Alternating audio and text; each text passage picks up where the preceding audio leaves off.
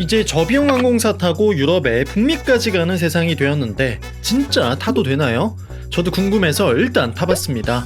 티웨이 항공 장거리 비행은 어땠을지. 안녕하세요, 또또난 남자 또떠남입니다. 티웨이 항공은 2024년 5월 크로아티아 자그레브에 취항하며 국내 최초 LCC 중 유럽 하늘길을 개척했고요. 이후 장거리 비행이 가능한 항공기를 추가 도입하면서 현재는 로마, 파리, 프랑크푸르트, 바르셀로나, 자그레브까지 총 유럽의 5개 도시에 취항하고 있고 캐나다 밴쿠버에도 취항하며 북미 노선 진출에도 성공하였습니다. 사실 저도 LCC로는 싱가포르 정도까지만 가봤지 장거리 비행은 해본 적이 없어서 어떨지 궁금했는데요. 티웨이 장거리 노선을 타기 위해 뉴욕 출장 후 대서양을 건너 프랑스 파리에 도착하게 됩니다. 쇼츠 영상을 통해 말씀드린 적이 있지만 제가 티웨이 멤버십인 티웨이 플래티넘을 구입했었잖아요.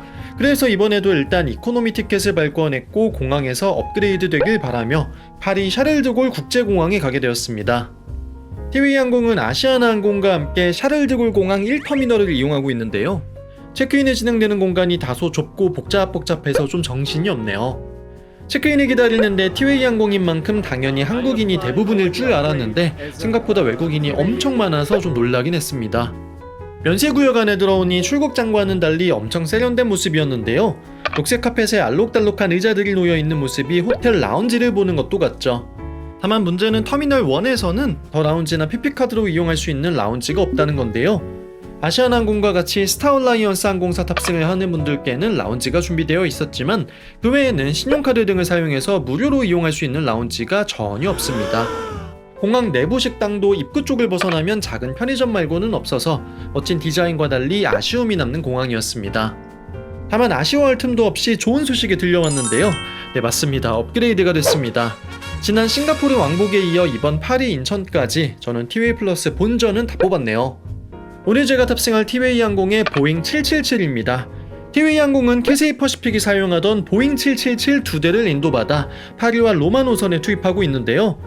2대의 보잉 777 중 1등석이 있는 항공기는 파리 노선에, 1등석이 없는 항공기는 로마 노선에 투입이 되고 있습니다. 단 두 노선 모두 A330-200과 교차 투입되고 있는데 좌석의 차이도 크고 특히 비즈니스석의 경우 하늘과 땅 차이이다 보니 저는 당연히 보잉 777이 운항하는 날에 맞춰 티켓을 구입했습니다. 현장 업그레이드의 경우 좌석 지정이 따로 안 되다 보니 항공사에서 정해준 26G 중앙 복도 좌석에 앉게 되었는데요. 좌석 자체는 어쩌면 대한항공보다도 더 좋게 평가받는 홍콩의 FSC, 캐세이 퍼시픽에서 만든 좌석이다 보니 LCC의 느낌이 전혀 들지 않고 180도로 펼쳐지는 등 너무 좋습니다.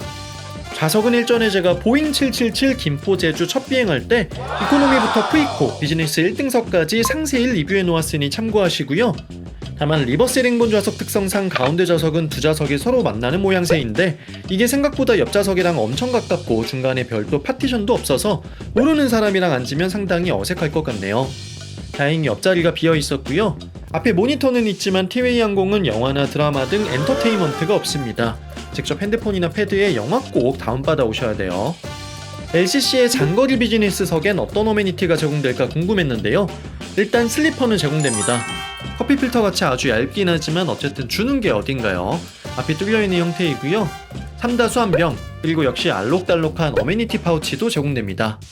파우치 안에는 칫솔 치약과 안대가 들어있고 아로셀 슬로우 에이징 마스크도 포함되어 있네요. 어메니티 파우치엔 없지만 귀마개도 요청하면 받을 수 있고요. 담요도 FSC 항공사 부럽지 않을 만큼 두껍고 촉감도 괜찮았습니다.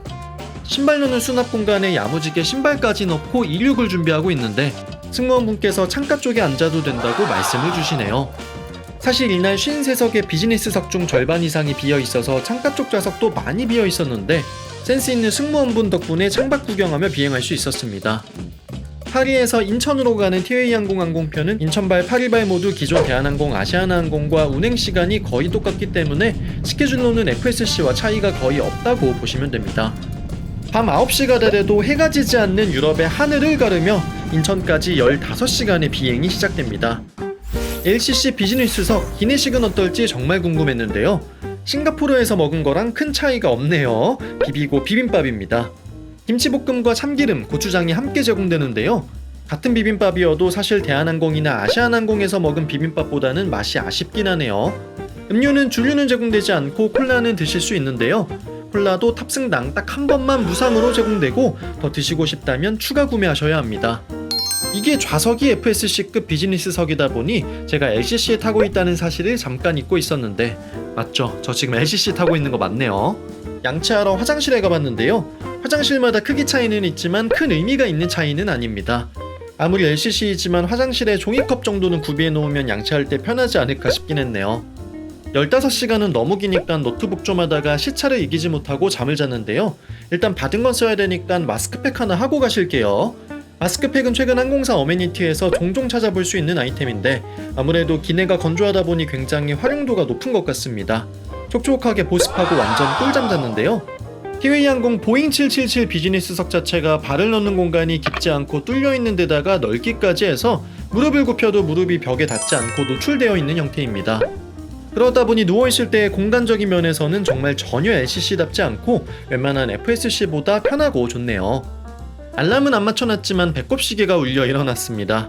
비즈니스석인데 간식이 있지 않을까 했는데 역시 있네요. 간식은 프리미엄 어묵볼과 찰보리 감자만두가 있는데요.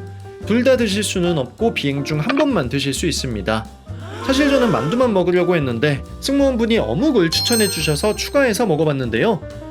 정말 만두보다 어묵이 훨씬 맛있었습니다. 만두는 그야말로 전자레인지에 돌린 만두 같아서 겉이 좀 말라있는 느낌이었는데 어묵은 촉촉한 게 좋았네요. 착륙 전 두 번째 기내식도 함께 제공이 됐는데요. 장거리 두 번째 식사는 죽 아니면 스크램블 에그나 소시지류가 제공된다고 보시면 됩니다. 기내식은 정말 일반 FSC 이코노미보다도 아쉽다는 생각이 드네요. 다만 채식 메뉴도 있으니 혹시 채식이 필요하시다면 사전에 주문하시는 것도 좋을 것 같습니다. 하지만 비행기는 제 시간에 떠서 제 시간에만 도착해도 감사하죠. 예정보다 30분 정도 일찍 인천에 안전하게 도착했습니다. 사실 티웨이 항공의 비즈니스석은요, 제가 기존에 리뷰하던 대부분의 FSC의 비즈니스석과는 비교하기가 어렵습니다.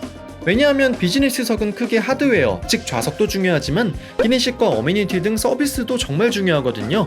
하지만 티웨이 항공의 비즈니스석은 기내식과 서비스적인 부분은 사실 일반 FSC의 이코노미석 수준이고 좌석만 누워서 갈 수 있는 비즈니스석이라고 보시면 됩니다. 다만 그 좌석 하나만큼은 캐세이 퍼시픽의 보잉 777을 그대로 쓰고 있기 때문에 정말 훌륭하고요. 서비스, 즉 소프트웨어를 포기한 대신 그만큼 가격이 대한항공의 절반 이하인 경우가 많습니다. 장거리 비행하면서 굳이 식사나 주류 서비스까지 필요하지는 않지만 긴 비행시간 동안 다리를 쭉 뻗고 편하게 비행하고 싶은 분들께는 굉장히 추천드릴 만하고요. 그런 점에서 에어프레미아와 장단점이 비슷하다고 볼 수 있죠. 대신 티웨이 항공의 시초인 한성항공으로 거슬러 올라가면 나름 국내 최초의 LCC이고 업력이 길기 때문에 승무원분들 서비스는 굉장히 안정적인 것 같다는 느낌을 받았습니다.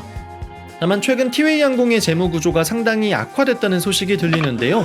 코로나 이후 장거리 노선에 공격적인 투자를 하면서 운영 자금이 증가하고 보안율 고유가가 지속되면서 고정 비용이 커진 게 원인이 되었다고 하네요. 아시아나항공이 내년이면 사라지는 마당에 부족한 점은 많아도 티웨이 항공, 에어프레미아 모두 응원할 수밖에 없는 상황인데요. 아무쪼록 힘내서 더 많은 국민들이 여행을 떠날 때 편안한 발이 되어주길 바라며 그럼 저는 지금까지 또떠남이었습니다. 감사합니다.